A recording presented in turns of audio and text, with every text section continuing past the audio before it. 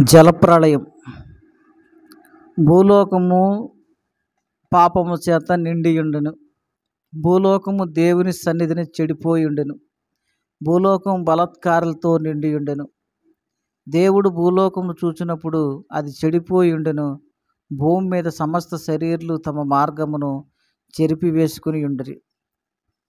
దేవుడు నోవాహుతో, సమస్త శరీరుల మూలముగా భూమి బలాత్కారంతో నిండి ఉన్నది గనుక నా సన్నిధిని వారి అంతం వచ్చి ఉన్నది. ఇదిగో, వారిని భూమితో కూడా నాశనము చేయుదును. చితిసారకపు మ్రానుతో నీ కొరకు వాడను చేసుకొనుము. అరలు పెట్టి వాడను చేసి లోపటను వెలుపటను దానికి కీలు పూయవలెను. నీవు దాన్ని చేయవలసిన విధమిది. ఆ వాడ 300 మూరల పొడవును, 50 మూరల వెడల్పును, 30 మూరలను ఎత్తును గలదై ఉండవలెను. ఆ వాడకు కిటికీ చేసి పైనుండి మూరుడి క్రిందికి దాన్ని ముగించవలెను. వాడ తలుపు దాని ప్రక్కను ఉంచవలెను. క్రింది అంతస్తు, 2వ అంతస్తు, 3వ అంతస్తు గలదిగా దాని చేయవలెను. ఇదిగో, నేను జీవవాయువులు గల సమస్త శరీరులను ఆకాశము క్రింద నుండకుండా నాశనము చేయుటకు భూమి మీద ప్రాకు సమస్త జీవులను నాశనం చేయదను. జలప్రవాహము రప్పించుచున్నాను. లోకమందున్న సమస్తమును చనిపోవును గనుక నీవు వాడను తయారు చేయమని దేవుడు చెప్పినట్లుగా నోవాహు చేసెను. అయితే నీతో నా నిబంధన స్థిరపరచుదును. నీవును, నీతో కూడా నీ కుమారులను, నీ భార్యయు, నీ కోడండ్రును ఆ వాడలో ప్రవేశింపవలను. మరియు నీతో కూడా వాటిని బ్రతికించి ఎంచుకొనుటకు సమస్త జీవులలో, అనగా సమస్త శరీరాల యొక్క ప్రతి జాతిలోను 2 చొప్పున నీవు వాడలోనికి తేవలను. వాటిలో మగదియు ఆడదియు నుండవలెను. నీవు వాటిని బ్రతికించి ఎంచుకొనుటకై వాటి జాతుల ప్రకారం పక్షులలోను, వాటి జాతుల ప్రకారము జంతువుల్లోను, వాటి జాతుల ప్రకారము నేలను ప్రాకు వాటన్నిటిలోనూ ప్రతి జాతిలోనూ 2 చొప్పున నీ యొద్దకు అవి వచ్చును. మరియు తినుటకును నానా విధములైన ఆహార పదార్థములను కూర్చుకొని నీ దగ్గర ఉంచుకొనుము.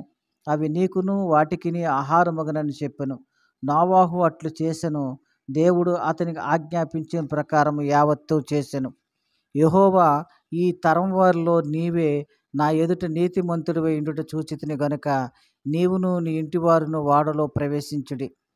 పవిత్ర జంతువుల్లో ప్రతి జాతి పోతులు 7, పెంటులు 7, పవిత్రములు కాని జాతుల్లో ప్రతి జాతి పోతును, పెంటియు 2, ఆకాశ పక్షులో ప్రతి జాతి మగవి 7, ఆడవి 7 నీవు భూమి అంతటి మీద సంతతిని జీవంతో కాపాడునట్లు నీ యొద్ద ఉంచుకొనుము.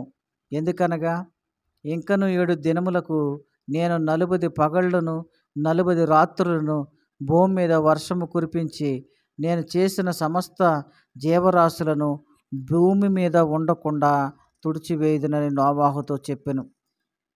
తనకు యెహోవా ఆజ్ఞాపించిన ప్రకారము నోవాహు యావత్తును చేసెను. ఆ జల ప్రవాహము భూమి మీదకి వచ్చినప్పుడు నోవాహు 600 ఏండ్లవాడు. ఆ జలప్రవాహం వచ్చే సమయానికి నోవాహు వయసు 600 ఏండ్లు. అప్పుడు నోవాహును, అతనితో కూడా అతని కుమారులను, అతని భార్యయు, అతని కోడండ్రును ఆ సముద్ర జలములను తప్పించుకొనుటకై ఆ ఓడలో ప్రవేశించిరి. దేవుడైన యెహోవా నోవాహుకు ఆజ్ఞాపించిన ప్రకారము పవిత్ర జంతువులలోను, పవిత్ర జంతువులన్నిటిలోను, పక్షులలోను, ప్రాకు వాటన్నిటిలోను మగది ఆడది జతలుగా వాడలోనున్న నోవాహు నొద్దకు చేరెను. 7 దినములైన తరువాత ఆ ప్రవాహములు భూమి మీదకి వచ్చెను.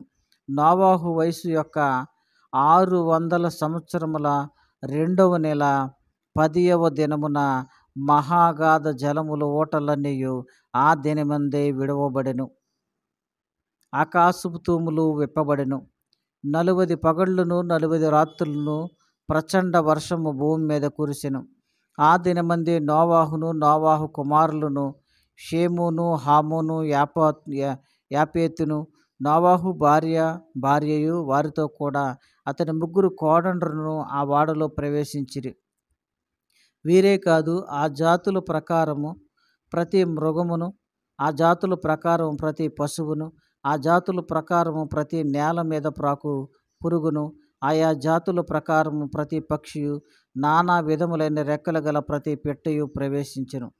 జీవాత్మ గల సమస్త శరీరులలో రెండేసి రెండేసి వాడలో నోవాహునొద్ద ప్రవేశించెను.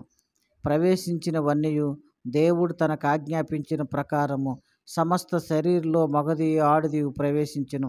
అప్పుడు యెహోవా వాడలో అతని మూసివేసెను.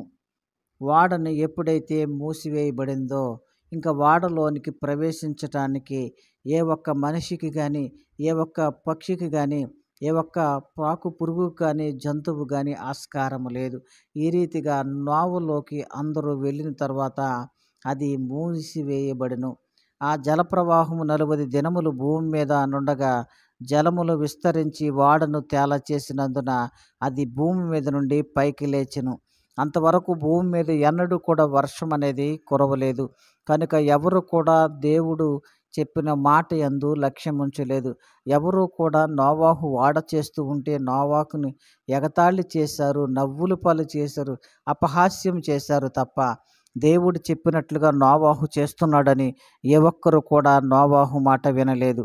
కానీ ఈ జలప్రవాహం ప్రారంభమైన తర్వాత, ఈ భూమి మీద మొదటిసారి వర్షము కురిసిన తర్వాత 40 దినములు 40 రాత్రులు వర్షము కురిసిన తర్వాత తాను చేసినటువంటి వాడ భూమి మీద నుండి నీళ్ల మీదకి నడిచెను. ఆ ప్రచండ జలములు భూమి మీద అత్యధికంగా ప్రబలిన ఆకాశమంతటి క్రిందనున్న గొప్ప పర్వతములన్నీ మునిగిపోయెను. 15 మూరల ఎత్తున నీళ్లు ప్రచండముగా ప్రబలెను గనుక పర్వతములను మునిగిపోయెను. అప్పుడు పక్షులేమి, పశువులేమి, మృగములేని, భూమి మీద ప్రాకు పురుగులేమి, భూమి మీద సంచరించి సమస్త శరీరులేని సమస్త నరులేమి చచ్చిపోయిరి. ఈ రీతిగా భూమి మీద దేవుడు సృష్టించినటువంటి సమస్త జీవి ప్రాణికోటి జీవియు నశించిపోయినది.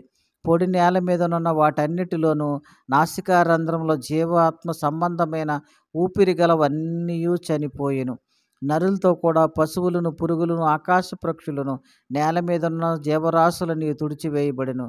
అవి భూమి మీద నుండకుండా తుడిచివేయబడెను. నోవాహును అతనితో కూడా వాడలో నున్నవన్నీయు మాత్రమే మిగిలియుండెను. 150 దినముల వరకు నీళ్లు భూమి మీద ప్రచండముగా ప్రబలెను.